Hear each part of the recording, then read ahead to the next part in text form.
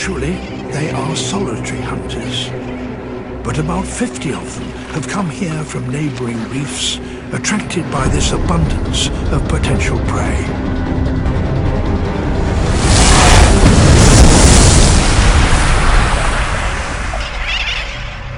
The fledglings stay out of the water if they can. They even drink on the wing.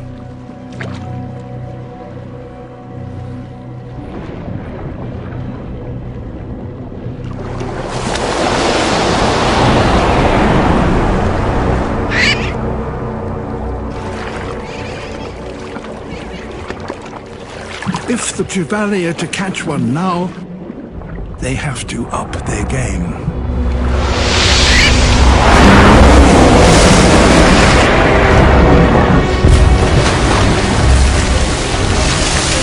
So there is a fish here that, amazingly, has a brain capable of calculating the airspeed, altitude, and trajectory of a bird.